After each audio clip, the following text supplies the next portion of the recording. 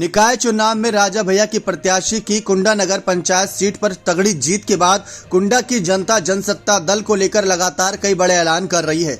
जी हां, ये बड़ी जीत बताई जा रही है और इस जीत के अलग अलग मायने निकाले जा रहे हैं, क्योंकि ऐसा नहीं है कि राजा भैया की सीट पर जीत हुई तो जनता खुश है, बल्कि जनता इस वजह से खुश है कि राजा भैया की लगातार जीत हो रही है। क्योंकि देखा जाए तो जब हाल ही में भी यहाँ पर विधानसभा चुनाव हुए थे 2022 की शुरुआत में, तो 7वीं बार विधायक बनकर यहां पर चुने गए राजा भैया। फिर इसके बाद एमएलसी चुनाव में राजा भैया के प्रत्याशियों की जीत होती नजर आई।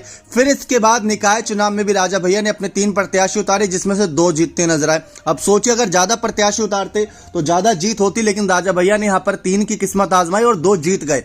एक हारा क्योंकि भगवा रंग वहां पर लहराता नजर आया, कमल खिलता नजर आया। लेकिन इस बीच कुंडा की जनता इस बात को लेकर ऐलान कर रही है कि हमने विधानसभा जीता, नगर निकाय चुनाव जीता, एमएलसी जीता, बारी है लोकसभा चुनाव की। राजा भैया की पार्टी जनसत्ता दल के साथ हम 24 घंटे खड़े हैं।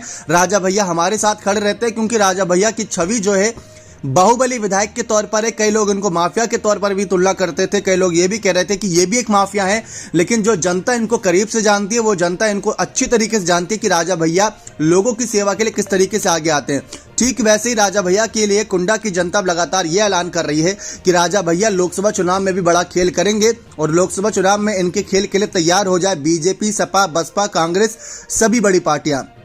क्योंकि इस चुनाव में जिस तरीके से जनसत्ता दल की जीत हुई, इसको लेकर चर्चाएं हो रही है कि धीरे धीरे ही सही अब राजा भैया की पार्टी का विस्तार हो रहा है और राजा भैया का अकेले चलने का फैसला, यानी पिछले चुनाव में निकाय चुनाव में समाजवादी पार्टी की ही सीमा यादव, जो कि गुलशन यादव की पत्नी, उनको समर्थन किया था, इस बार अकेले चुनाव लड़ा और जीत होती नजर आई। तो इस जीत का फायदा मिला, क्योंकि अब इनका खुद का नगर पंचायत है, तो यहां से बड़ा फायदा मिला राजा भैया की पार्टी को।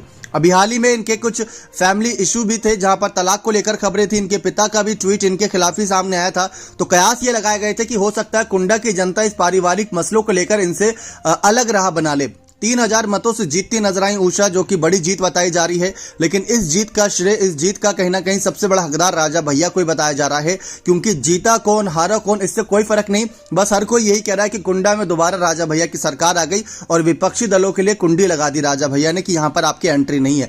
आप इस जीत को किस तरीके से देखते हैं? क्या राजा भैया इस जीत का विस्तार लोकसभा चुनाव तक करते नजर आएंगे? अपने कमेंट सेक्शन में जोड़ दीजिएगा। बहुत बहुत धन्यवाद।